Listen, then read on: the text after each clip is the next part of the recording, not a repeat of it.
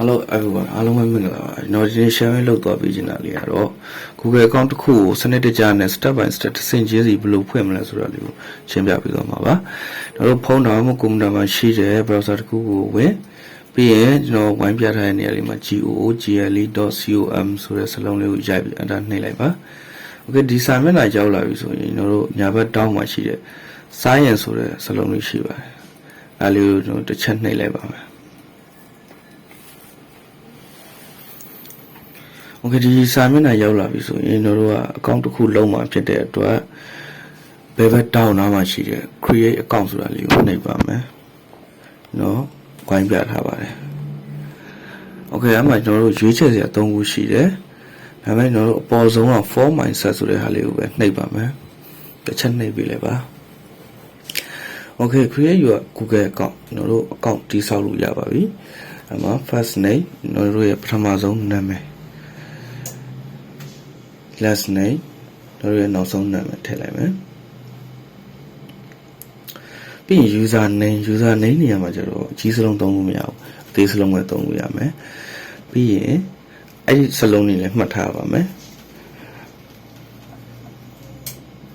အမှန်တော့နာမည်နဲ့ကဏ္ဍလေး6လုံးထည့်လိုက်တယ်ပြီးရင် @gmail.com ပေါ့အဲ့ဒါ user name မှာပြီးရင် password ထည့်ရပါမယ်password ကအရှိမထည့်ရတဲ့ password နဲ့ဒီအနောက်မှာထည့်တဲ့ password နဲ့တူရပါမယ်မတူရင်ဖွင့်လို့မရပါဘူး password ကလည်းတို့နာမည်ထည့်မယ်နာမည်ထည့်ပြီးတော့ကိုမှတ်ပုံနဲ့နာမည်သို့မဟုတ်ကိုမှတ်မိမဲ့ကဏ္ဍပေါ့အဲ့ဒါလေး6လုံးထည့်လိုက်ပါအရှိမရေးတဲ့ဟာနဲ့နောက်မှရေးတဲ့ဟာတူမှရမှာပါမတိကြဘူးဆိုရင် show password ဆိုတာကိုနှိပ်ပြီးတော့ကြည့်လို့ရပါတယ်နှစ်ကွက်လုံးပေါ်ပါတယ်တို့ user name ကိုမှတ်ထားရမယ် password ကိုမှတ်ထားရမယ် Okay အဲ့ဒါဆိုကျွန်တော်တို့နောက်ဆုံးသွားမယ် next ပြရအောင်စလုံးလေးကိုတို့တစ်ချက်နှိပ်ပြီးတော့နောက်တစ်ဆင့်သွားမယ်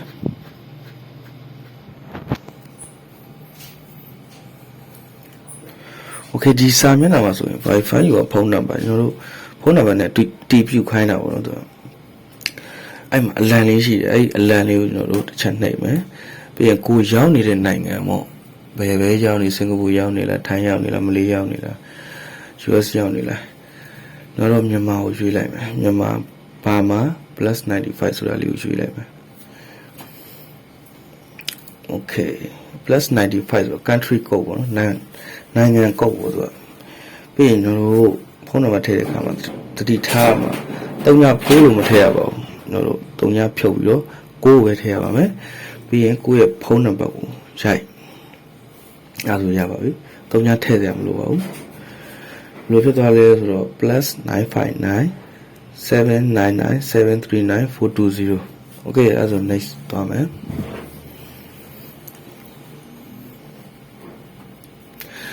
Another verification code တဲ့ခုနကကျွန်တော်တို့ထည့်ခဲ့တဲ့ဖုန်းနံပါတ်ကို Google နဲ့ကဏ္ဍ6လုံးပို့ပေးပါလိမ့်မယ် message box မှာကြည့်ပါအဲ့ဒီကဏ္ဍ6လုံးကိုကျွန်တော်တို့ဒီမှာသွားကြည့်ပြီးတော့ရိုက်ထည့်လိုက်ပါပြီးရင် verify ဆိုတာလေးကိုနှိပ်ပေးလိုက်ပါ Okay ဒီကိုရောက်ပြီဆိုတော့ကျွန်တော်တို့ဘာထည့်ရမလဲ recovery email address ဆိုတာမထည့်လိုက်ရတယ်အဓိကကကျွန်တော်ဝိုင်းပြထားတဲ့ဟာတွေကိုဖြစ်နေထည့်ရမယ်လတွေရက်တွေနှစ်တွေပြီးတော့ယောက်ျားလေးလားမိန်းကလေးလား6လေးလားအားလေးတွေအမှန်ကန်ဖြည့်ဆွတ်ပေးပါပြီးရင် next ကိုနေပြီးသွားလို့ရပြီနေ့မှာတခုပြောစရာရှိတယ်ကျတော့ခုနှစ်တက်ကြရမှာကျတော့16နှစ်ပြည့်ပြီဆိုတော့ပုံစံမျိုးနဲ့ထည့်ပေးပါအဲ့ဒါပို့အဆင်ပြေပါတယ်ရက်ဒီလာတွေကတော့ကျဲသလိုထည့်ပေါ့1996ထည့်လိုက်မယ်မေးပေါ့ယောက်ျားလေးဆိုတော့ Okay နောက်တစ်ဆက်ဒီစင်းရော yes I am in နှိပ်ပြီးလိုက်ပါ Okay ဒီမှာဆိုပေါ်ဆွဲတင်လိုက် I agree ပြီးရ second check ဘာညာတာတက Google က I agree နှိပ်ပြီးလိုက်ပါ Okay ဒါဆိုရင်ကျွန်တော်တို့ Google account တစ်ခုဖြစ်သွားပါပြီညာဘက်တောင်မှာလူပုံစံလေးဒါဆိုရင်စာရင်ဖြစ်နေရဆိုတဲ့ပုံစံမျိုးပြတာပါ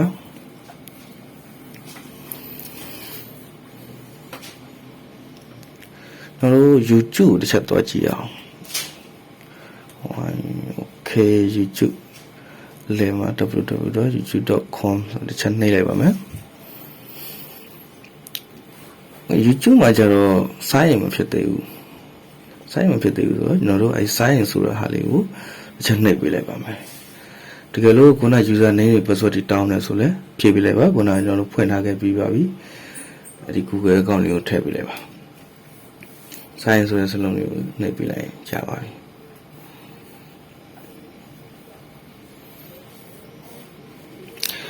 Okay ဒီမှာ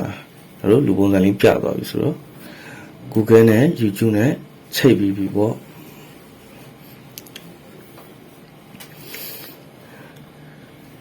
Okay ကျွန်တော်တို့ခုရိုက်ရှာကြည့်အောင်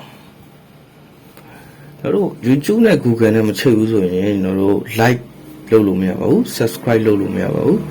comment တွေပါပေးလို့မရပါဘူး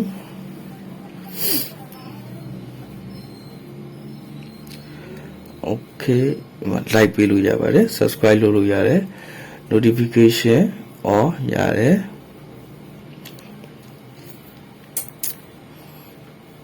ပြီးရင်တို့ comment တွေပါလည်းရေးလို့ရပါတယ်တကယ်လို့ဒီနေရာမှာအခုတော့ညာဘက်မှာဆိုရင် sign ရင်မဖြစ်သေးဘူးဆိုတော့ပုံစံမျိုးပေါ့နော်အဲ့တော့တို့ sign နှိပ်ပေးမယ် like ပေးလို့မရဘူး comment ပေးလို့မရဘူး subscribe လုပ်လို့မရဘူးအဲ့နေရာမှာတကယ်လို့ကိုအဲ့နေရာရောက်သွားပြီဆိုရင်လည်းရတယ် sign ဆိုတဲ့စလုံးလေးနှိပ်လိုက်ပြီးရင်ခုနကကျွန်တော်ပြောခဲ့သလို easy going မှာ easy step by step တစ်စင်းချင်းစီဖွင့်သွားလိုက်လွယ်လေးပဲ create account လေးကိုနှိပ်ပြီးတော့ easy ဖွင့်လို့ရပါတယ် okay ကျွန်တော်အဲ့ဆိုရင် Google account Gmail account ဖွင့်တာလေးရတော့ဒီနေရာလေးရေးလိုက်တော့မယ်နော်ဗီဒီယိုလေးကိုကြိုက်နေတဲ့ဆိုရင်လည်း subscribe like comment share လေးပြီးပါဦးမြန်မာနိုင်ငံသားအားလုံးကျမချမ်းသာတွင်ဆန္ဒပြုကြပါစေ